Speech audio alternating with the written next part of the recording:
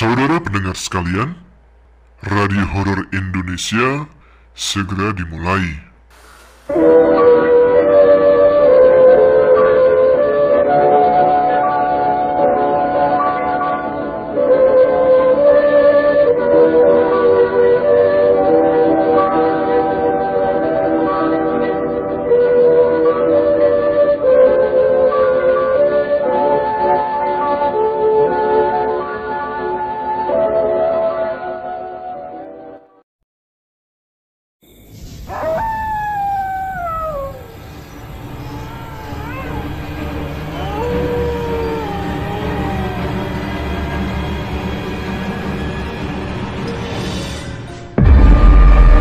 Assalamualaikum warahmatullahi wabarakatuh. Jumpa lagi dengan saya Tama dalam Ada Apa Gerangan Season 2. Bagaimana kabar kalian? Semoga selalu diberikan kesehatan dan juga rezeki yang cukup. Malam Jumat, waktunya apa? Tentu saja Radio Horor Indonesia. Di sini saya akan membacakan beberapa cerita-cerita mistis untuk teman-teman Ada Apa Gerangan yang sudah saya dapatkan dari kiriman-kiriman teman-teman di sini yang menceritakan cerita-cerita atau pengalaman pribadinya maupun pengalaman orang lain, teman maupun saudaranya. Jadi bagi kalian yang juga ingin pengalaman atau cerita mistisnya dibacakan di sini, kalian bisa kirimkan juga melalui email kami di adaapagerangan20@gmail.com. Siapa tahu minggu depan langsung bisa saya bacakan. Baiklah, karena saya nggak boleh ngomong terlalu banyak, kita langsung saja menuju ke cerita yang pertama untuk malam hari ini. Kali ini ada sebuah kiriman cerita dari Mbak Wahyu. Nah, seperti apa ceritanya? Langsung saja kita sikat. Teman-teman Ada Apa Gerangan, ceritanya mulai dari sini.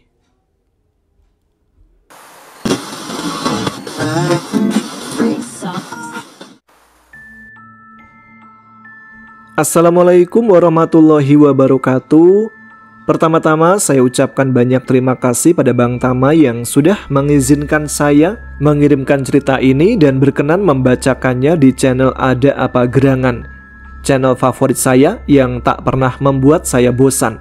Bahkan saya ulang-ulang setiap merasa kesepian atau hendak tidur mendengarkan kisah Bang Ube dan Bang Dika. Saya hanya bisa berharap semoga channel ini terus berkembang. Alhamdulillah, setelah lama memendam semua ini, saya punya niatan untuk berbagi pengalaman. Ya, walau mungkin beda pandangan dengan kedua orang tua saya. Mungkin kalau ayah dan ibu saya main YouTube, mereka akan tahu karena mendengar dari channel Ada Apa Gerangan. Dan saya akan dijewer seperti anak kecil nakal karena membocorkan hal yang seharusnya tidak diketahui orang lain. Saya adalah seorang perempuan yang mungkin bisa dibilang aneh. Saya nggak suka keramaian.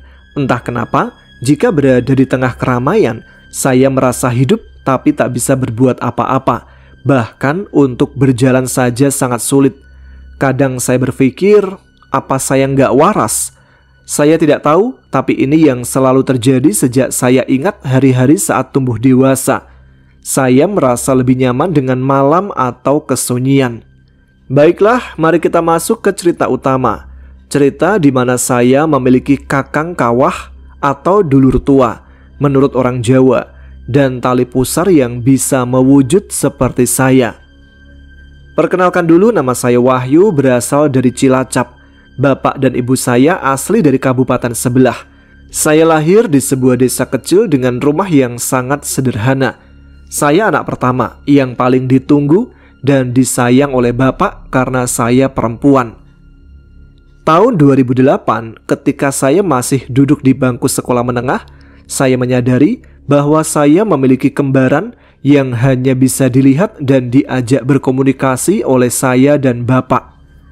Suatu hari, ketika saya baru pulang sekolah dan langsung masuk ke kamar, saya melihatnya. Ya, kembaran saya sedang bermain di tempat tidur saya. Dia memainkan kain jari persis seperti yang sering saya lakukan. Tanpa rasa takut, saya menghampiri dan bertanya dengan ketus, "Ngapain main di situ?" Dia menjawab dengan santai, "Baru pulang, Dek." Saya pun mengganti baju dan pergi mencuci kaki, meninggalkannya sendirian di kamar. Bapak yang dari tadi berada di samping rumah membereskan kayu bakar bertanya, "Makan dulu, baru main." "Pak, ada setan yang mirip aku di kamar, Pak." Bapak tak menjawab, melainkan langsung masuk ke kamar. Ternyata Bapak melihat saya sedang berjalan menembus tembok di kamar menuju tempat di mana ari-ari saya ditanam. Lalu dari belakang saya berkata, "Ini aku, dia setan, Pak." Bapak langsung menarik saya dan mendudukkan saya di kursi panjang. Beliau mengambilkan makan siang saya. Saya pun duduk menunggu tanpa memikirkan apa yang baru saja saya lihat, karena hal-hal di luar nalar seperti itu sudah sering saya alami. Sekitar 1 menit kemudian, Bapak datang membawakan nasi dan sayur kesukaan saya.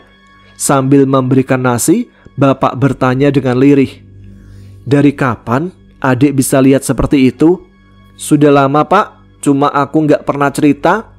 "Adik takut nggak?" "Enggak, cuma kadang kaget aja, tiba-tiba ada di depan mata." "Nanti malam ikut Bapak ke rumah Kakung ya." "Iya nanti." Saya pun melanjutkan makan siang. Ketika SMP, saya kadang masih disuapi Bapak. Maklumlah, anak tunggal saat itu, jadi kasih sayang penuh setiap hari. Setelah selesai makan, saya langsung mengambil buku untuk mengerjakan tugas sekolah. Tugas itu tak butuh waktu lama karena sudah saya kuasai. Tepat pukul 3 sore, saya pergi ke kebun cengkeh milik Bapak. Pohon-pohon cengkehnya sudah besar-besar, bahkan bisa dibilang tua. Saya memanjat dahan besar yang tidak terlalu tinggi dan tiduran di sana sambil makan cemilan komo yang saya beli di sekolah.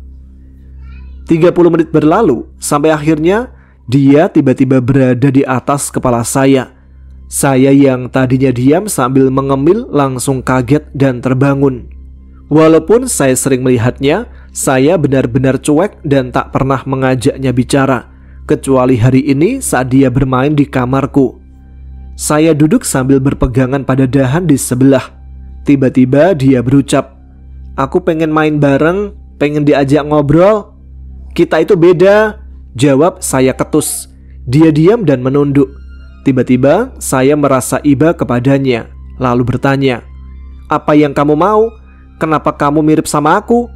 Dengan kepala masih tertunduk, dia menjawab, "Nanti malam Kakung akan jelaskan semuanya." Saya pun hanya mendengarkan. Tiba-tiba dia menghilang. Saat saya sedang memikirkannya, Bapak memanggil dari bawah. Saya pun segera turun dan menghampiri Bapak yang sudah bersama Ibu di samping rumah. Ibu menyuruh saya mandi dan segera pergi ke rumah Kakung agar tidak pulang terlalu malam. Tepat pukul 5 sore, saya berangkat ke rumah Kakung diantar oleh Pak D menggunakan mobil Kijang. Setelah 1,5 jam perjalanan, kami pun sampai di rumah Kakung. Di sana Kakung dan Uti sudah menunggu di teras. Begitu saya membuka pintu mobil, Uti sudah berada di depan pintu dengan raut wajah panik. Ia langsung menarik saya masuk sambil memegang tangan saya erat. "Cepat masuk, jangan lama-lama, keburu ada yang ikut," ucap Uti dengan nada ketakutan. Saya yang pertama kali diperlakukan seperti ini hanya bisa berjalan cepat dengan pertanyaan di kepala. Ada apa dengan Utiku? Ibu, Bapak, dan Pak D hanya bisa melihat dengan heran. Saya masuk ke dalam rumah berdua dengan Uti. Dengan cepat Uti mendudukkan saya di kursi panjang dan berkata, "Tunggu sebentar ya, Uti ambilkan air." Uti mengambil kelapa hijau di meja dapur dan memberikannya pada saya. "Cepat minum ini, habiskan. Uti khawatir setan itu mengikutimu masuk," katanya. Setelah memberikan kelapa itu, Uti pergi karena dipanggil Kakung. Beberapa detik kemudian, saya mulai meminum air itu. Rasanya seperti air hujan yang berbau tanah, benar-benar bau tanah. Saya berhenti sebentar untuk mengatur nafas karena mual, lalu berniat menghabiskan air tersebut. Mungkin setengah dari air kelapa itu sudah masuk ke perut saya. Tiba-tiba saya mendengar suara di telinga kanan saya. Suara itu berbisik, "Jangan dihabiskan," dengan nada yang sangat memelas.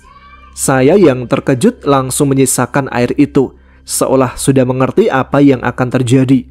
Tanpa sepengetahuan Uti, saya menyisakan air di dalam kelapa dan meletakkannya di bawah tempat duduk agar Uti tak mengeceknya. Sekitar 15 menit berlalu, orang-orang yang tadinya mengobrol di teras mulai masuk ke ruang tamu. Ada seorang laki-laki berumur sekitar 50 tahun. Jarak rumahnya tak jauh dari rumah Kakung, sekitar 35 meter. Menurut bapak, Mbah itu adalah orang yang cukup paham dengan hal gaib.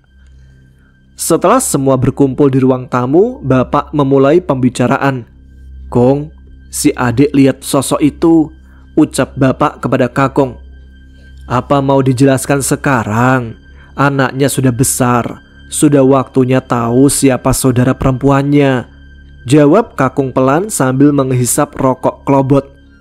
"Adik gak pernah cerita selama ini. Tadi siang baru bilang kalau dia ada di kamar," kata bapak lagi. Saya yang dari tadi duduk diam bersama Uti dan ibu tiba-tiba merasa sangat mengantuk. Saya bilang pada Uti, "Uti, adik ngantuk, mau tidur di pangkuan Uti?" Tanpa menunggu jawaban, saya meletakkan kepala saya di pangkuannya. Tidak lama saya sudah terlelap. Saya bermimpi, tangan saya dipegang olehnya. Kami berjalan perlahan di atas hamparan serabut kelapa kering. Setelah berjalan cukup lama, kami sampai di sebuah tempat seperti gardu atau pos ronda dari kayu yang bisa menampung 5 orang. Saya dipersilakan duduk di tanah beralaskan kain putih yang sangat bersih. Saya tak banyak berpikir, seolah-olah saya hanya punya satu kata, yaitu iya, untuk melakukan apapun yang dia katakan. Setelah saya duduk dengan tenang, dia pergi mengambil daun dadap dan air seperti susu di dalam gelas kaca. Kedua benda itu diletakkan di depan saya. Dengan lirih, sosok yang mirip saya itu berkata, "Lihat dengan baik, kamu akan melihat hal baru dan juga di mana kamu tidak menganggap aku." Perlahan saya melihat kedua benda itu memfokuskan mata, pikiran dan hati saya. Saya melihat sebuah cahaya yang sangat terang, tapi tidak menyilaukan, disertai suara 2 anak kecil yang sedang bicara. Anak pertama berkata, "Akhirnya aku punya teman di sini. Kelak kalau kita besar bersama, kamu ada di bawahku. Mungkin kamu lebih tinggi dariku, tapi kamu akan memanggilku dengan sebutan yang lebih tinggi dari panggilanmu." Kemudian anak kedua menjawab dengan nada lebih pelan dan lemah, "Aku hanya sebentar di sini. Di sini aku tidak merasakan apa-apa." "Apa kamu tidak merasakan ada cairan masuk ke dalam mulutmu?" tanya anak pertama. "Tidak, saya tak merasakan apa-apa. Saya sudah merasa sangat lemas dan sesak." "Apa kamu tidak merasakan sesak atau lemas?" tanya anak kedua dengan nada lirih. "Tidak, aku merasa nyaman dan aman di sini," jawab anak pertama. "Aku rasa aku akan segera pergi dari sini lebih cepat. Apa kamu gak mau ikut denganku untuk cari tempat yang lebih luas dan terang?" tanya anak kedua lagi. "Kamu akan pergi kemana?" Anak kedua tak menjawab lagi. Lalu anak pertama memegang bagian tubuh anak kedua, mungkin bagian jantung. Lalu dia berucap, "Aku akan menggantikan kamu. Kamu akan keluar dari sini setelah sudah merasakan apa yang sudah aku rasakan sebelumnya. Kamu akan bertemu dengan orang yang ada di luar sana." Setelah itu cahaya mulai terbuka, memperlihatkan 2 anak perempuan kecil sedang duduk di atas kain putih tanpa sehelai benang pun. Anak di sebelah kiri tertidur, sedangkan anak di sebelah kanan duduk sambil memegang dada anak yang tertidur. Anak di sebelah kanan berucap, "Bangun dek, jangan tidur. Sebentar lagi kamu akan merasakan apa yang aku rasakan. Ayo cepat bangun, minumlah, rasakan apa yang aku rasakan." Tidak lama kemudian anak yang tiduran terbangun. "Ini apa? Mengapa sangat manis? Aku belum pernah meminumnya." Anak yang di kanan menjawab pelan, "Itu air yang akan kamu minum setiap hari selama kamu masih di tempat ini. Dan itu baru satu rasa, masih banyak rasa yang akan kamu rasakan. Dan kamu tidak akan pernah merasakannya lagi dimanapun kamu berada." "Apa kamu suka dengan minuman ini?" tanyanya lagi. "Iya, aku sangat suka minumanmu. Aku memberikannya padamu agar kamu tidak merasakan sesak dan lemas lagi. Sudah, nikmati saja apa yang sedang kamu rasakan. Aku akan tidur, aku merasa sangat lelah," jawab anak di kanan. Karena terlalu menikmati minuman itu, anak yang di kiri tak melihat bahwa anak yang di kanan sudah pergi, tanpa ia tahu kemana perginya atau siapa namanya. Saya terus memperhatikan anak yang sedang minum itu. Tiba-tiba cahaya mulai meredup sampai saya tak melihat anak itu lagi. Yang saya lihat hanya hamparan kain putih yang tak berujung. Tiba-tiba dia memegang tangan saya dengan lembut. Saya merasakan kulit telapak tangannya sangat halus dan menenangkan. Saya yang dari tadi fokus pada apa yang dia perintahkan akhirnya tersadar. Saya mendengar dia berucap, "Apa yang kamu lihat tadi, kamu akan segera memahami dan mempercayainya. Sekarang kamu aku antar pulang." Tanpa ingin berucap, bibir saya bergerak. "Aku ingin tahu semua kebenaran darimu, dan aku ingin tahu siapa kamu sebenarnya. Mengapa kamu punya wajah yang sangat mirip dengan aku? Tolong jelaskan semuanya tentang apa yang aku lihat," ucap saya dengan nada menekan. Aku adalah kamu. Kita hanya berbeda jalan kehidupan. Kamu hidup dengan orang yang kamu sebut bapak dan ibu, tapi tidak dengan aku. Aku hanya hidup di sampingmu tanpa merasakan belayan seorang ibu. Aku hanya mendapatkan kasih sayang dari orang yang kamu sebut bapak, tetapi itu pun tidak sama dengan apa yang ia lakukan kepadamu. Mengapa kamu tak hidup sepertiku? Dan mengapa kamu berbeda denganku? Tanya saya lagi. Mungkin jika aku hidup sepertimu, aku adalah orang yang paling lemah di dunia ini, dan bisa jadi aku hanya merepotkan orang-orang, jawabnya lirih sambil menunduk. Tiba-tiba saya merasakan sakit di mata. Sambil memegang mata yang sakit, dia ikut memegang mata saya dan berucap, "Aku adalah kamu." Dalam sepersekian detik, saya melihat baju putih yang warnanya mulai menguning, tiba-tiba berubah menjadi putih, bersih, bahkan seperti memancarkan cahaya yang membuat mata saya terasa sejuk. Ini disertai aroma bunga melati yang sangat saya sukai. Dia yang masih berada tepat di depan saya berkata, "Dek, sudah waktunya pulang. Kasihan bapak dan ibu bingung memikirkanmu." Perlahan dia memegang tangan saya dan menyuruh saya bangun dari duduk. Dia mengantar saya sampai keluar tempat itu. Tepat di depan pintu, saya mendengar suara dan saya sudah tidak bersamanya lagi.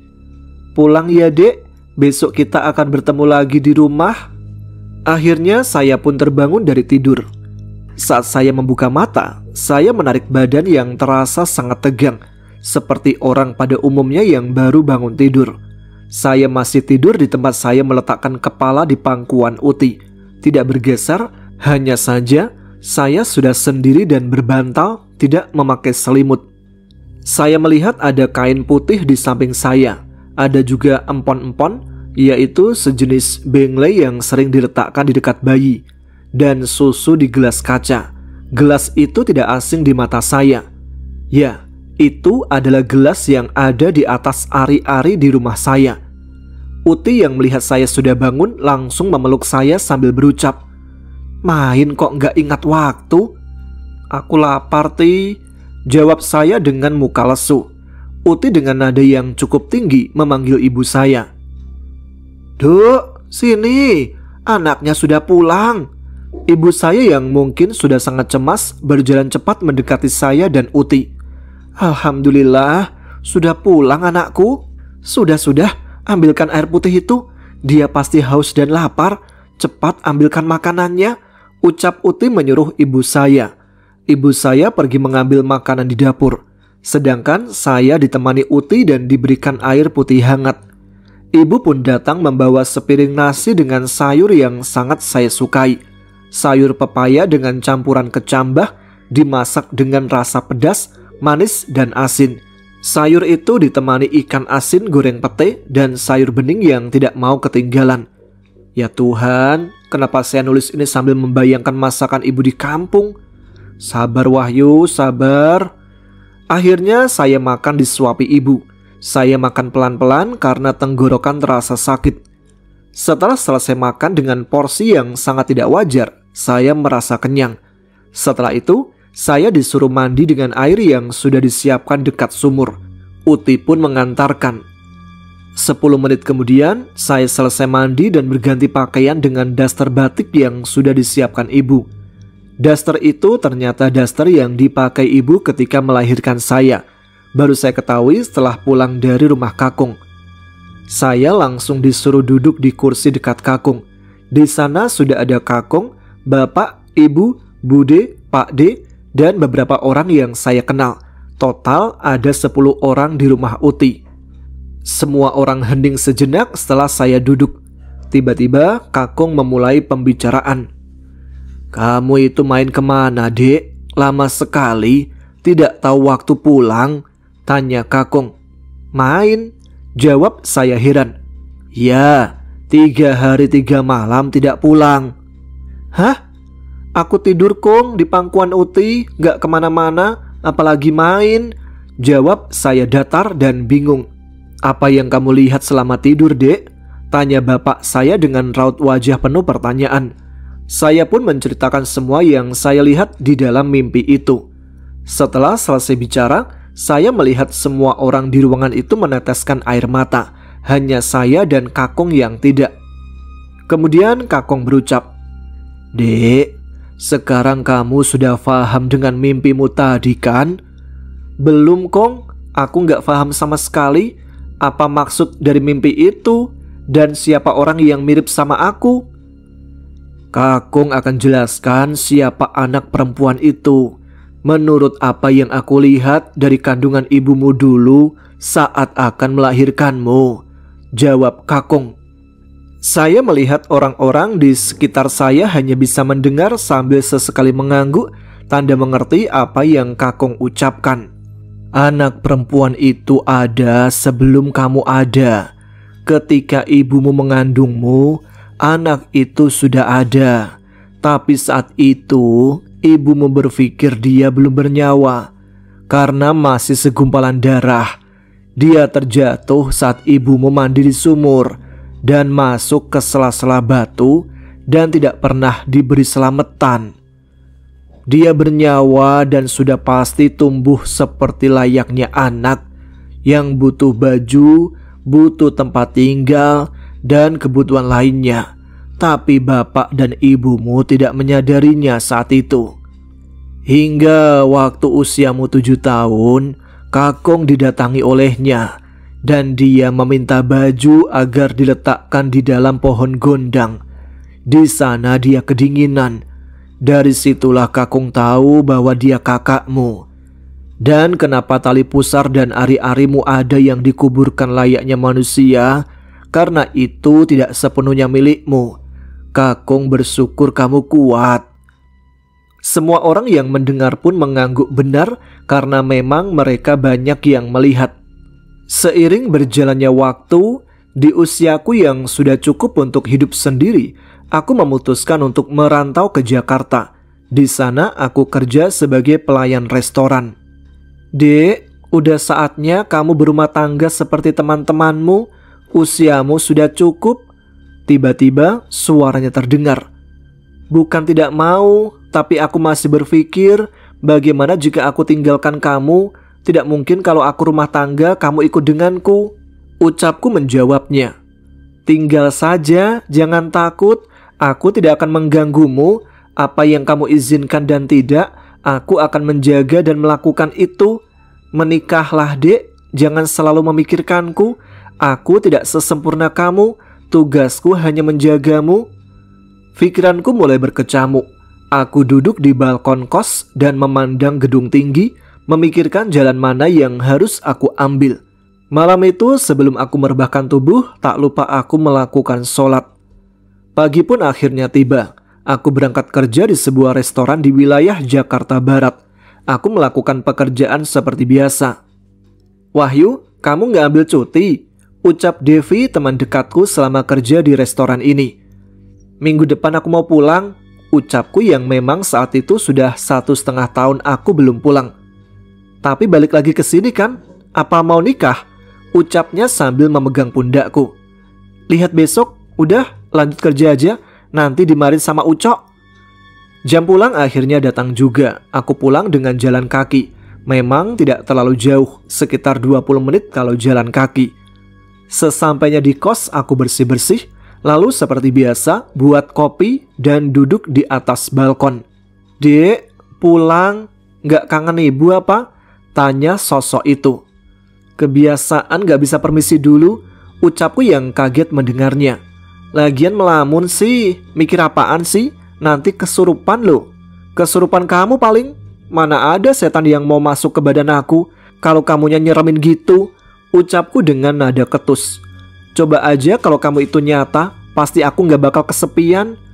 Sekalipun aku seperti sekarang, kamu juga gak kesepian kan? Ya walaupun kamu dijauhi orang karena aneh." Tiba-tiba HP-ku bergetar. "Pulang, ibumu kangen dek," pesan singkat dari bapak. "Iya pak, besok adik pulang," balasku singkat. "Kenapa?" tanya sosok itu. "Disuruh pulang sama bapak." "Ya sudah, ayo pulang, aku kangen masakan ibu." "Kira-kira kalau keluar dari kerjaan mendadak boleh gak ya?" tanyaku kepadanya. Boleh, besok langsung ngomong aja sama Ucok," jawabnya dengan semangat. "Ya udah, aku mau tidur dulu," ucapku sambil beranjak dari tempat duduk. Besok paginya aku berangkat kerja, tapi kali ini terlambat. "Permisi ko, aku mau ngajuin resign," ucapku menghadap Ucok mantap. "Hah? Resign? Udah banyak duit kah?" "Lumayan kok, udah cukup buat dibawa nganggur," ucapku sambil cengengesan. Oke, kalau butuh kerjaan kesini aja. Kalau butuh suami bilang sama aku. Nanti aku datang ke rumahmu membawa emak bapakku," ucapnya sambil tertawa. "Gampang kok, kalau soal suami nanti aku pikirkan. Aku mau istirahat dulu di kampung." "Ya sudah, terima kasih ya kok, aku mau lanjut kerja." Malam tiba, urusan kerjaan selesai dan kami semua bisa berkumpul dan berdoa setiap hendak pada pulang. Tapi tiba-tiba Ucok bilang, "Teman-teman semua, ada informasi yang mau saya sampaikan. Bahwa teman kita, atau lebih tepatnya calon istri saya, Wahyu, mengajukan resign. Dan mungkin minggu sudah tidak bisa membantu kita lagi." Wah, wajahku langsung memerah, membuat orang alergi. Mataku langsung melirik ke Cina kolot itu. Apa-apaan Cina satu ini? Pintar banget menggiring opini. Seketika riuh acara penutupan kerja malam itu. Banyak yang mengajukan pertanyaan. Dan kenapa aku selama ini diam saja seperti tidak ada apa-apa dengan Ucok? "Wahyu, kamu beneran pacaran sama Ucok?" ucap Devi penasaran. "Alah, mulutnya si Ucok gak usah didengerin. Aku gak ada hubungan apa-apa sama dia," ucapku malas membahas itu. "Serius Wahyu? Kalau ada aku juga setuju kok. Kasian, dia udah kebelet pengen nikah tuh. Kerjaannya juga udah mapan. Kamu tinggal bantu dia mengembangkan usahanya." Udah, ayo pulang, gak usah bahas itu," ucapku sambil jalan meninggalkan Devi. "Pantes, jodohmu jauh. Galak sih kamu sama cowok, makanya pada takut," teriak Devi sembari lari menghampiriku. Sesampainya di kos, seperti biasa, aku membersihkan badan, lalu buat kopi dan duduk di balkon. Hari yang ditunggu pun tiba, hari Minggu, di mana aku sudah sampai di terminal bis untuk pulang ke kampung. "Hati-hati ya. Kalau sudah sampai rumah kabari aku. Kalau kerjaanku sudah bisa ditinggal, aku bakal datang ke sana. Salam buat ibu dan bapak," ucap Ucok sembari mengelus kepalaku. "Nanti aku sampein kalau nggak lupa. Makasih banyak ya sudah dianterin. Sehat selalu. Kalau ada umur pasti ketemu lagi." Singkat saja, sesampainya di rumah, aku langsung disambut oleh orang tua. Mereka tak menyiapkan apapun karena memang aku pulang tak memberitahu mereka. Sekian ceritaku Bang Tama. Tadinya aku mau lanjut ke cerita mistis dan beberapa pengalaman pribadi yang sampai tahun ini, yaitu tahun 2025. Tapi nantilah aku pikir lagi. Cerita ini bahkan udah aku tulis sejak tahun 2021 dan baru selesai di tahun ini. Lama juga ya, serasa punya hutang sama Bang Tama. Beberapa kejadian gaib yang aku rasakan juga masih ada sampai cerita ini dibacakan. Banyak yang bilang aku halu atau tidak modern, tapi percayalah, kejawen itu masih menganut bakar kemenyan, walaupun di era modern seperti sekarang. Sekian cerita dari aku, Wahyu. Wassalamualaikum warahmatullahi wabarakatuh.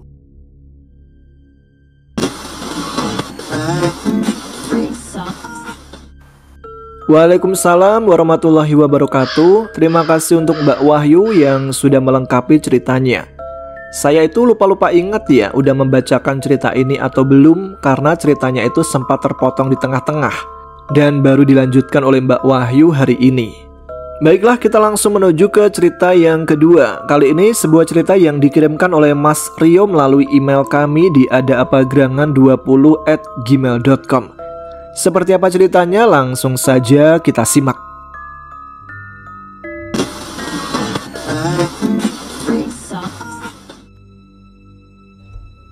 Perkenalkan, saya Rio dan saya ada sedikit cerita saat dalam perjalanan menuju ke kampung halaman. Awalnya, pada tanggal 29 Agustus 2025, saya mendapatkan pesan dari kampung. Begini isi pesannya. Assalamualaikum Kang, gimana kabarnya? Kata bapak sama emak, mereka kangen tuh. Tanggal 1 September ini, hari Senin, kalau bisa pulang Kang. Tanpa pikir panjang, saya langsung jawab, oke, tanggal 1 saya OTW. Namun karena ada beberapa urusan, saya baru bisa pulang pada tanggal 3 Septembernya. Singkat cerita, hari Rabu 3 September 2025 tiba. Sebelum berangkat, saya sempatkan main ke tempat guru ngaji setelah sholat Isya. Saya mengaji kitab bersama guru dan santri lainnya. Barulah sekitar jam 12 malam, saya pamit ke guru untuk berangkat ke Banten. Setelah berpamitan, saya segera menuju ke parkiran motor. Dinginnya malam mulai terasa menusuk tulang, tapi semangat untuk pulang ke kampung halaman membuat saya tidak sabar untuk segera mengendarai motor bebek 70. Awal perjalanan terasa aman-aman saja. Sampai di sebuah jembatan besar, saya lupa jalur. Berhubung saya malas berpikir, akhirnya saya pakai GPS. Saya tidak tahu kalau ternyata GPS mengarahkan saya ke jalan yang belum pernah saya lewati. Hingga tepat jam 3 subuh, saya melihat ada sebuah warung dan saya istirahat di warung kopi untuk menghangatkan badan karena udaranya dingin sekali. Setelah secangkir kopi hangat dan sedikit istirahat, badan saya terasa lebih segar. Saya melihat HP, sudah pukul 4 subuh. Saatnya melanjutkan perjalanan. Ternyata GPS mengarahkan saya ke jalur Mandalawangi. Sebelum sampai di tunjukan Banganga, saya sempat mencium bau melati 3 kali di tempat yang berbeda-beda. Lalu ada sebuah kejanggalan. Saya melihat kakek-kakek berjalan di tengah jalan ke arah saya dengan kondisi mata putih semua dan wajahnya pucat. Motor saya pun sempat terhenti sejenak. Saya tidak tahu itu siapa, tapi dari gerak-geriknya saya merasa ada yang tidak beres. Saya pun mencoba untuk kembali fokus dan melanjutkan perjalanan. Tidak lama setelah melewati kakek itu, motor saya tiba-tiba tidak kuat menanjak. Padahal saya sendirian. Saya sempat mendorong motor itu dan alhamdulillah bisa menanjak. Setelah menanjak, ternyata di depan ada turunan curam sekitar 500 meter. Turunan itu saya lewati dengan santai. Tapi tiba-tiba motor yang saya bawa mengalami remblong. Saya langsung panik dan mencoba menarik rem tangan, tapi tidak ada respon. Di saat itulah saya sadar bahwa ada yang aneh. Posisi motor sudah turun ke gigi 2, tapi tetap terasa kencang. Anehnya, saya tidak memegang rem depan. Tapi tiba-tiba rem depan terhubung sendiri dan menekan kuat. Alhasil motor saya nyungsep dan terseret sekitar 3-4 meter. Sampai saat ini saya masih mengalami cedera parah. Bahkan sosok gaib kakek-kakek itu masih menghantui saya, Mas. Baiklah, sampai sini dulu aja. Selanjutnya saya akan berbagi cerita lagi yang masih berhubungan dengan kejadian ini. Terima kasih, saya Rio pamit. Wassalamualaikum warahmatullahi wabarakatuh.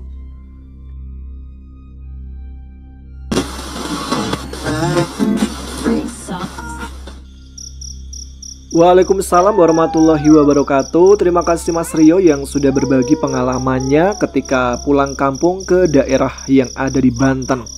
Kita tunggu ya kelanjutan ceritanya supaya segera dikirim dan bisa dibacakan pada episode RHI FM minggu depan. Selanjutnya saya mendapatkan sebuah kiriman dari siapa lagi nih? Kita coba cek. Nah, ada kiriman dari Bang Dels yang sudah lama nih nggak kirim cerita ke Ada Apa Gerangan. Kali ini ada cerita apa nih Bang Del dan juga teman-temannya? Langsung saja kita sikat. Teman-teman Ada Apa Gerangan, ceritanya mulai dari sini. Assalamualaikum warahmatullahi wabarakatuh. Wajib dijawab ya untuk semua umat muslim dimanapun teman-teman berada. Jangan lupa doakan saudara-saudara kita dimanapun mereka berada. Tapi yang paling utama doakan orang tua dulu ya. Mudah-mudahan kita semua sehat walafiat. Lama banget nih saya nggak menulis. Mungkin ada yang belum kenal saya nih. Kenalkan dulu, nama saya Del, si musisi yang nggak jadi-jadi.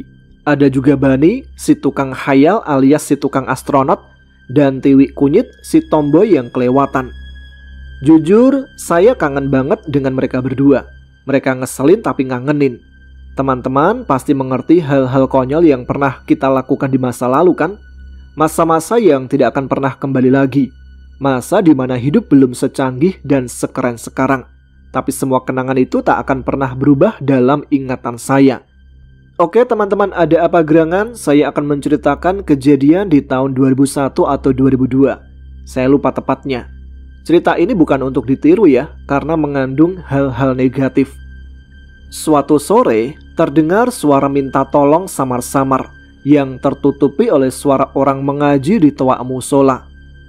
Tiwi yang sedang menggoreng sukun tiba-tiba menabrak sekat korden yang berada di tengah dapur. Bang, ada suara minta tolong. Abang dengar tidak? Iya dek, suara siapa ya? Sepertinya di depan bang. Coba abang tengok sebentar. Kali aja ada orang lagi ganti kulit. Kasian bang. Ya elah dek, ngomong asal bunyi. Dikira ular kali ya? Tiba-tiba terdengar suara. Del, tolong Del. Bujuk, itu suara si astronot dek. Tapi di mana dia? Si katak lembu tuh. Ketika kami dekati, ternyata si Bani sedang berada di sebuah kubangan bermain becek-becekan. Rupanya sore itu hujan turun deras. Dan si Bani memang sedang membuat kubangan untuk kolam ikan kecil. Tapi malah dia sendiri yang kecemplung. Sialan, umpatnya sambil berusaha keluar. Setelah berhasil naik ke atas, baju dan celananya terlihat penuh tanah kotor. Belum lagi wajahnya. Waduh, berantakan banget. Tiwi dengan puasnya dia tertawa. Kenapa lu bang? Muka lu berantakan begitu? Alah, bawel lu, diem. Bukan bantu malah ketawa. Geli gua bang nolonginnya. Sialan lu dek. Lu ngapain di kubangan ban? Kepleset gua monyet. Terus gua lupa ada kubangan. Padahal udah dandan cakep begini, malah dekil lagi. Sepatu boot gua udah kayak koboi beneran ini, malah penuh lumpur. Apes banget, sialan. Ucap Bani mengeluh tiada henti.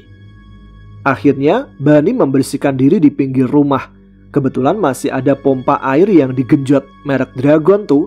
Teman-teman Ada Apa Gerangan, ada yang pernah mengalami pompa air Dragon gak nih? Berarti kita seumuran. Atau malah bisa jadi kalian lebih tua. Usai maghrib, saya, Bani dan Tiwi duduk di saung bambu kecil beratapkan jerami. Hujan masih rintik-rintik. Di depan kami tersaji kopi hitam dan gorengan sukun yang tadi dibuat Tiwi. Saya hisap dalam-dalam rokok, lalu saya hembuskan asapnya ke atas ubun-ubun Tiwi. Dek, pala lu ngebul tuh, kesurupan lu ya? Kata Bani. Tiwi mengibas-ngibaskan rambutnya yang sebahu seperti rambut laki-laki gondrong. Sialan lu bang, iseng amat. Tapi jangan salah brother and sis, biar tomboy begitu, Tiwi itu punya wajah cantik seperti artis. Beneran deh, sumpah. Saya pun cuma tersenyum melihat mereka berdua. Kapan kita cabut Del? Ucap Bani tiba-tiba. Jam 10 aja ya. Jam 8 gue ambil motor dulu ya, sekalian gue setel. Setel? Lu kira pita kaset di setel? Bodoh amat lah. Gue oprek dikit biar jadi juara malam ini Del. Lumayan kalau dapet, gue dapat gopek. Jumlah yang sangat besar pada tahun itu. Pakai motor siapa ban? Si Gilang. Motor Satria 2 tak warna hitam biru. Lah, itu motor kan? Motor apa? Lu kan tahu ban, motor itu udah makan 2 joki. Untung mereka gak meninggal. Alah, yang penting doa dulu sebelum balapan. Tiba-tiba hembusan angin lewat di wajah Bani. Saya melihat angin itu seperti meniup wajah dan rambutnya. Angin itu berbentuk seperti kabut putih sebesar boneka, masuk ke hidung Bani, lalu tembus ke belakang. Ada yang tahu film kartun Casper nggak? Nah, kayak gitu tuh. Tembus pandang, botak, transparan, lalu menghilang. Kebetulan di belakang saung itu ada kebun dengan banyak pohon buah. Anehnya, kami tidak merasa merinding sama sekali. Kami malah cuek. Begitu juga dengan Tiwi. Dia bahkan mengejar sosok itu. Sosok itu masuk ke dalam pohon dan Tiwi cuma melongo. Lalu ia kembali ke saung. Hal tersebut mengingatkan saya akan kejadian 2 bulan sebelumnya. Ketika Bani sedang berjalan pulang dari rumah saya. Satu-satunya jalan pulang baginya adalah melewati kebun seorang kakek dan jembatan bambu. Di sana, dia melihat sosok pocong. Bungkusnya kain putih dengan tali di kaki dan badan serta kepala masih terikat. Sosok itu berdiri di samping pohon pisang di pojokan kebun. Pocong itu bergoyang seperti dedaunan tertiup angin. Bani yang ketakutan berpikir bagaimana caranya melewati pocong itu. "Sialan nih Kang Pocong, ngapain juga di situ dia?" kata Bani sambil membakar rokok. Dia malah menawari pocong itu. "Kang Pocong, mau ngudut nggak?" Pocong itu diam saja tetap bergoyang. "Ya elah, pura-pura. Mau nggak nih?" kata Bani sambil menghembuskan asap rokok memberi kode. Tiba-tiba pocong itu sudah ada di sampingnya. Jantung Bani terasa copot. Nafasnya terengah-engah dan merinding di sekujur tubuh. Pocong itu berkata, "Bagi dong." Dengan muka penuh jahitan dan darah segar yang masih menetes. Kain kafannya pun basah memerah. Bani tak bisa bergerak. Dari telapak kaki sampai dengkulnya kaku. "Bismika Allahumma ahya wa bismika amut," ucap Bani, lalu sekuat tenaga ia lari meninggalkan rokoknya. Sesampainya di rumah, dia langsung disambut ibunya. "Assalamualaikum." "Waalaikumsalam. Dari rumah Del, Ban?" "Iya, Mak." Dengan buru-buru dia mengambil kue dadar gulung yang tersaji di meja. "Mandi sana, Ban. Kok kepala kamu bau menyan?" "Iya, Mak. Tadi habis dibegal Kang Pocong." "Syukurin kamu. Siapa suruh pulang habis maghrib? Ketemu setan kan?" Bani cuek saja langsung pergi ke kamar mandi. Setelah kejadian bertemu pocong, Bani bermimpi yang aneh-aneh. Teman-teman pernah nggak bermimpi yang aneh-aneh? Komen di bawah ya. 2 hari, 2 malam, 2 jam, 2 menit, dan 2 detik. Pokoknya selama itulah hitungannya. Mimpi yang sama, durasi yang sama. Yang nggak sama hanya cinta kalian dan cinta saya pada dia. Uhuy. Setelah kejadian bertemu pocong, mimpi benang kusut itu selalu datang. Entah apa artinya, atau apakah ada yang merasakan hal yang sama. Hari ketiga saat rebahan dan hampir terlelap dengan novel di dada, tiba-tiba terdengar suara gedebuk. Sesuatu yang jatuh tepat di tubuh Bani. Dia melihat, ya ampun, ternyata itu pocong yang sama dengan wajah berjahit dan berdarah. "Besok-besok pakai topeng Power Ranger, Kak, biar seru," batin Bani. Dalam sepersekian detik Bani bangun. Yah, ternyata hanya mimpi, tapi terasa sangat nyata.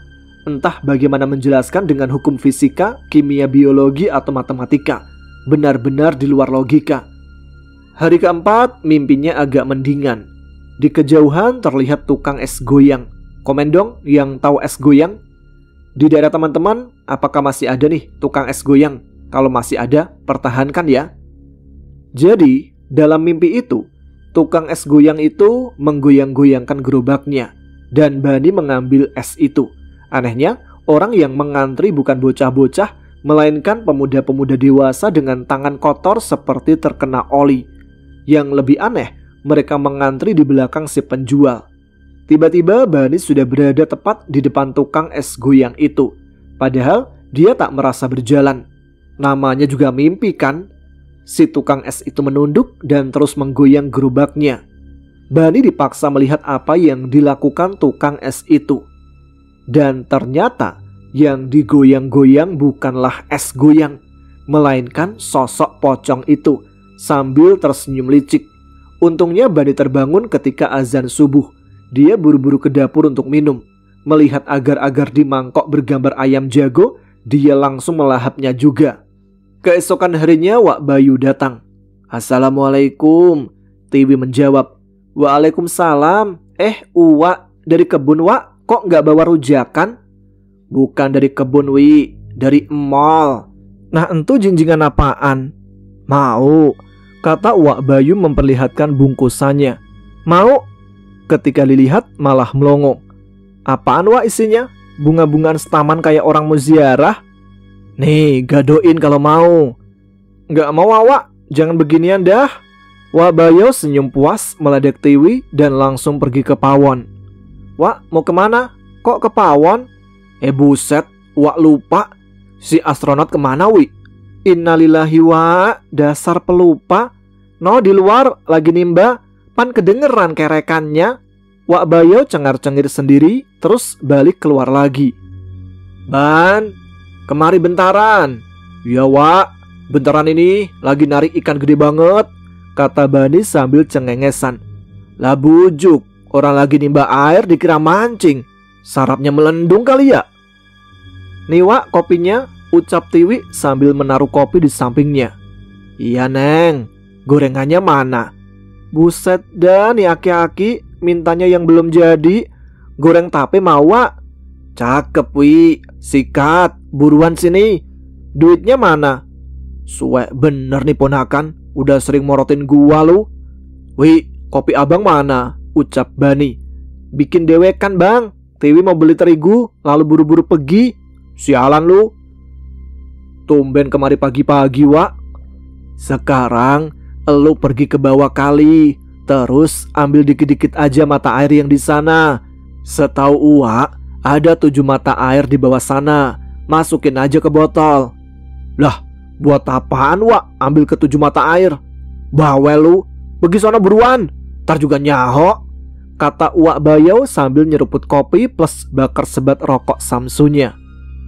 Setelah terkumpul air 1 botol di 7 mata air yang berbeda, si astronot bukannya langsung balik, malah nyari tutut dulu.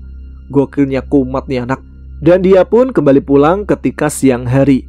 Wak Bayu pun ketiduran di depan. Semilir angin sepoi perlahan berhembus menjelang asar berkumandang. 1 kincir angin bambu berputar karenanya, menghasilkan suara merdu. Itulah nikmatnya hidup di desa atau kampung saat itu. "Nih Wak, kita ngambil tutut dulu." Wak Bayu lupa dengan pesan sebelumnya dan dia langsung nyedot sang tutut. Gak lupa kopi hitam pahit dengan air panas mengepul di gelasnya. "Nih Wak, air 7 tempat," kata Bani sembari menaruh air itu di meja usang yang terbuat dari anyaman bambu. "Sekarang tuh air pakai mandi Ban, campurin aja pakai air sumur sekalian nimba. Sebelum mandi sisain sedikit buat ntar didoain." "Ya Wak," kata Bani tanpa bertanya. "Sisain dikit juga buat Uwa Ban." "Buat apaan Wak?" "Bawel lu, buat gua sembur ke kucing elu Ban. Genteng rumah Uwa belah-belah no gara-gara si Oyen kawin." Bani cuma geleng-geleng dan melongo. "Buat disiram ke motor elu Ban, orang ngerti dah lu mah." Malam harinya Bani bermimpi.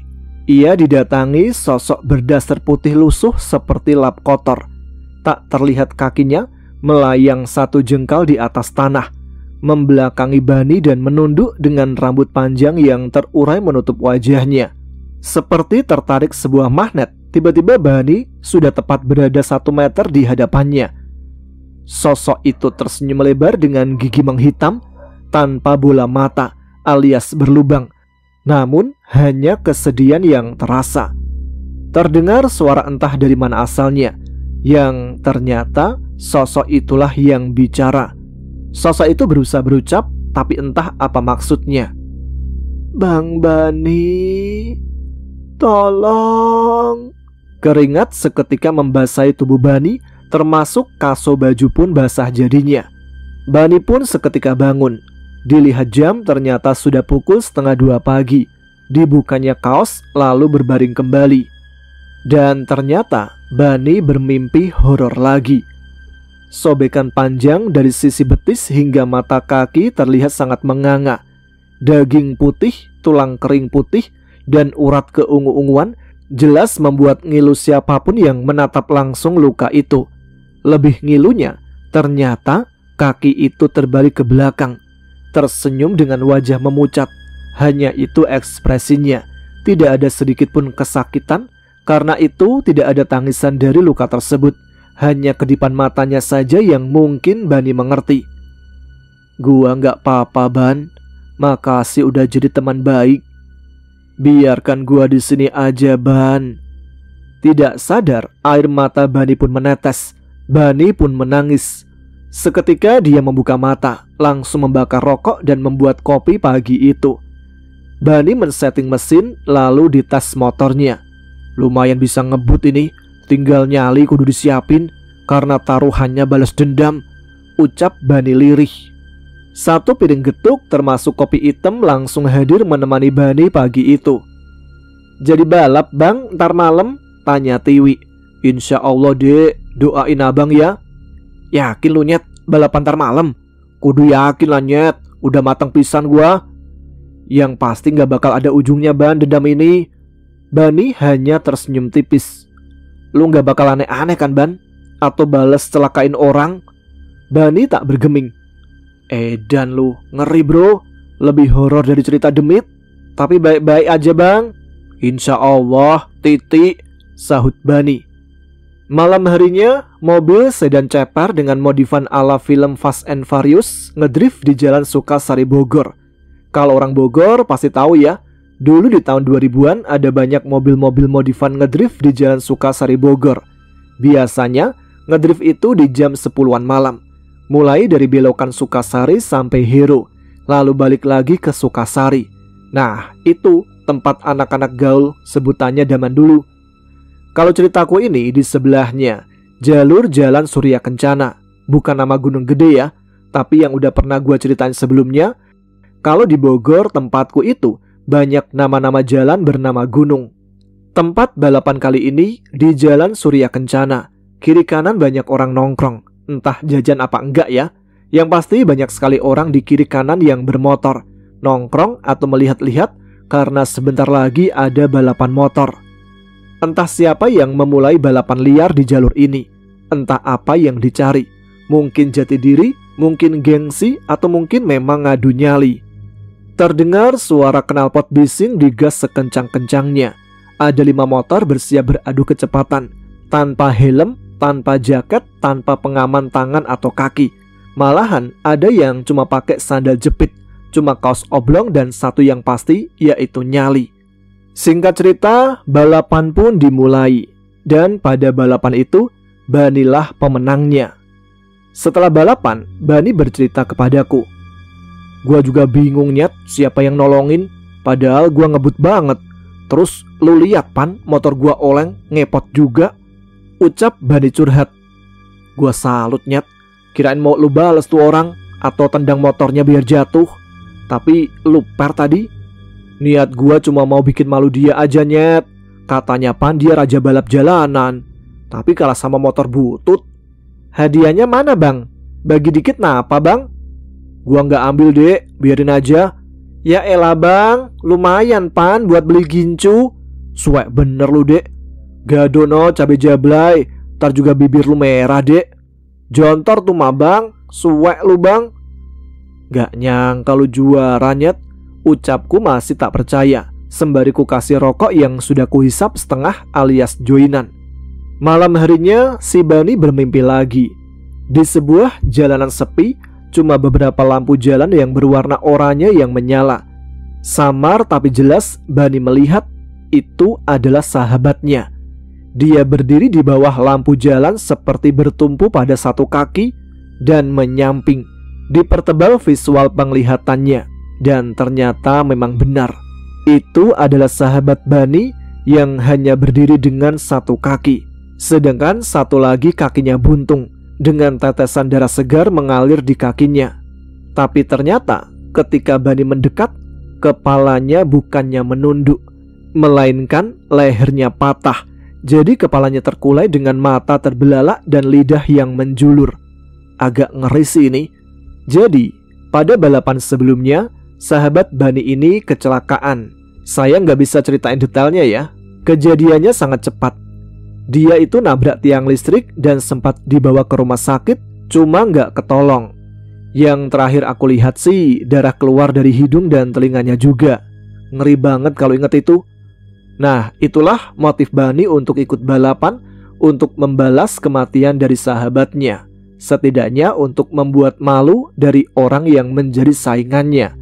Oke, segitu aja dulu kali ya. Nanti gua tulis cerita lain. Gua anak puyuh, salah. Anak puyuh masih astronot Bani. Gua Del pamit. Wassalamualaikum warahmatullahi wabarakatuh. Waalaikumsalam warahmatullahi wabarakatuh. Terima kasih Bang Bani sudah berbagi pengalamannya lagi. Walaupun udah lama banget ya, sekitar tahun 2000-an. Kita tunggu nih Bang Bani untuk membagi pengalamannya lagi, entah itu berkaitan dengan pocong ataupun makhluk yang lainnya. Apalagi cerita pendakian gunungnya nih, pasti ditunggu sekali. Ya sudah, kita lanjut ke cerita yang terakhir untuk malam ini. Ada cerita dari Bang Abe yang sudah dikirimkan jauh-jauh hari, tapi karena terselip emailnya jadi baru sempat dibacakan. Maaf ya Bang Abe. Langlung lagi.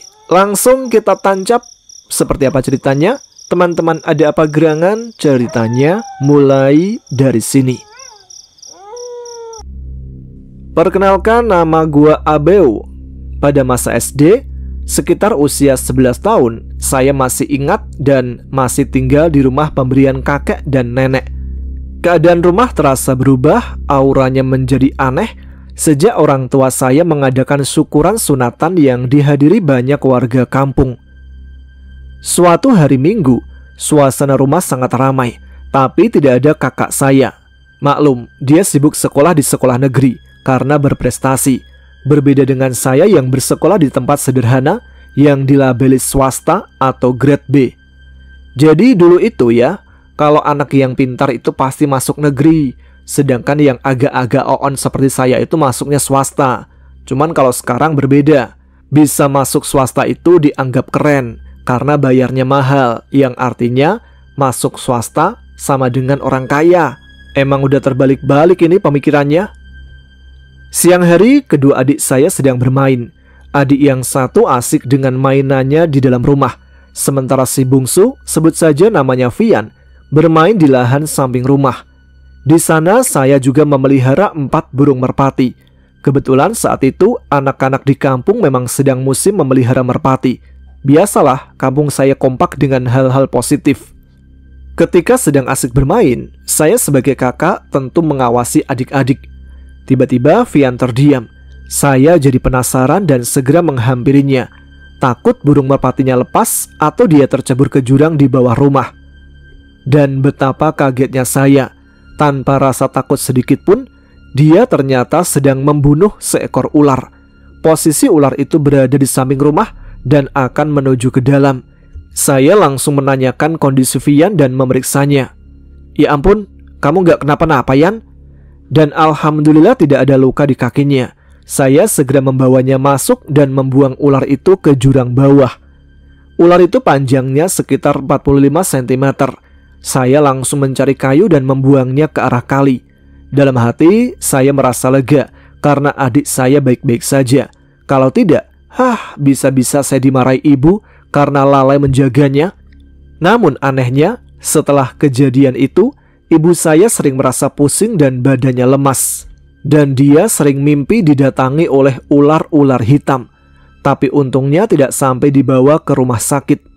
Kami tidak memiliki pikiran negatif tentang santet karena masih polos. Kami hanya pasrah kepada Gusti Allah. Sejak kecil, saya memang sering dijuluki anak lapangan oleh orang tua. Tapi saat itu, saya harus membuang jauh-jauh hobi bermain bola dan layangan. Karena saya harus menjaga adik-adik dan merpati saya. Saking seringnya menjaga adik, saya merasa seperti abang hero yang harus bertanggung jawab. Pada suatu malam, sekitar jam 10 malam, lampu rumah sudah terang karena memakai lampu putih. Ayah belum pulang, dan semua orang sudah tidur. Saya sedang menonton TV dengan volume kecil agar tidak dijewer ibu. Tiba-tiba terdengar suara seperti orang yang berjalan di samping rumah. Siapa ya? Batin saya. Saya takut dan tak berani mengecek karena nyali saya seujung jari. Saya juga tidak mau mengadu ke kakak perempuan saya yang bernama Ningsih karena dia galak dan cuek. Saya tahu kalau dia tidak dengar sendiri, dia tidak akan percaya. Bahkan mungkin malah akan menertawakan saya. Saya terus meyakinkan diri bahwa itu hanya suara langkah manusia. Lagi pula, saya tidur di ruang TV yang dekat pintu masuk. Jadi saya bisa langsung tahu kalau ada yang masuk. Pintu selalu tidak dikunci agar ayah mudah masuk. Dan saya juga bisa segera menyambutnya untuk mengambil makanan atau cemilan yang sering dia bawa. Suatu malam ibu menyuruh saya membereskan dan menyapu rumah. Saya langsung mengerjakan, meskipun kata orang-orang menyapu malam hari itu adalah pamali. Sekitar jam 9 saya menyapu dari dalam sampai depan. Lampu 5 watt di teras memang tidak terlalu terang, tapi cukup untuk melihat sekeliling. Ketika saya menyapu ke arah samping rumah, saya melihat sosok yang sangat jelas berhadapan dengan jurang di belakang. Sosok itu seperti kain putih, dekil tanpa tangan, dan melayang menempel di tembok. Itu adalah kuntilanak. Jantung saya rasanya mau copot.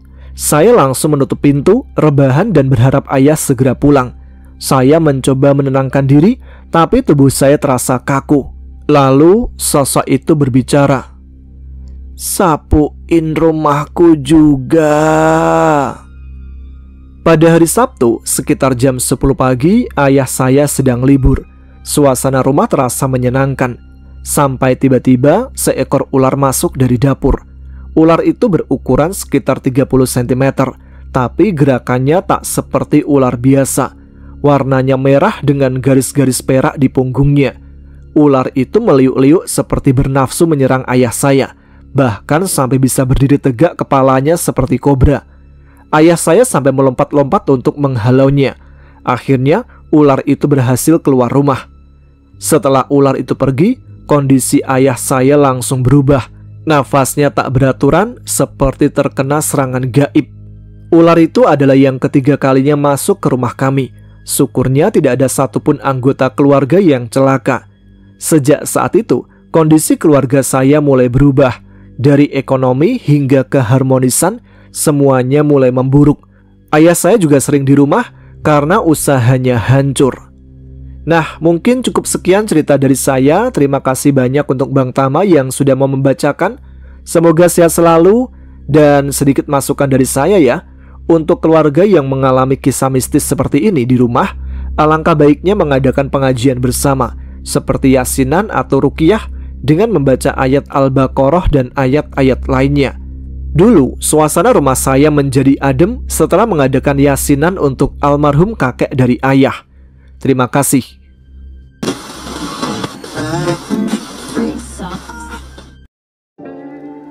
Terima kasih kembali untuk Mas Abeu yang sudah berbagi pengalamannya. Mungkin kayaknya ya masih ada kelanjutannya ini. Seperti ceritanya belum lengkap. Kita tunggu saja kelanjutan ceritanya dari Mas Abeu. Nah, itu dia semua cerita yang bisa saya bacakan kali ini. Dan semua cerita kali ini saya konfirmasi merupakan kisah nyata dari teman-teman yang sudah dibagikan melalui email kami di adaapagerangan20@gmail.com. Bagi teman-teman yang mungkin juga ingin membagikan pengalaman, bisa dikirimkan ke email tersebut ya. Nah, sebelum kita akhiri episode kali ini, seperti biasa, pasti ada segmen ketika saya membacakan nama-nama yang sudah ikut hadir dan meramaikan kolom komentar di video RHI FM minggu lalu. Yang pertama ada siapa nih? Salam buat Mbak Wulandari yang ada di Prambanan, yang sudah jadi komentar pertama pada episode minggu lalu. Kemudian Mbak Mayang dari Kalimantan Barat. Lalu ada Mbak Zainab dari Kota Baharu, Kelantan, Malaysia. Ada Mbak Winovita dari Kalimantan Timur. Lalu Mbak Sri Suhita. Kemudian ada Mbak Is yang ada di Kuningan yang habis diguyur hujan katanya. Memang sekarang lagi musim penghujan ya, udah mulai masuk. Karena di daerah sini juga udah mulai gerimis-gerimis nih. Setiap pagi sampai sore itu matahari nggak bersinar. Tapi mudah-mudahan teman-teman selalu diberikan kesehatan ya, jaga kondisi tubuh supaya tidak gampang sakit. Oke, selanjutnya ada Siti Ramlan dari Malaysia, Johor yang ikut hadir. Kemudian ada Mbak Atin Mubarokah dari Purbalingga. Ada juga Orena Waru. Kemudian ada Gamis Landen dari Soreang.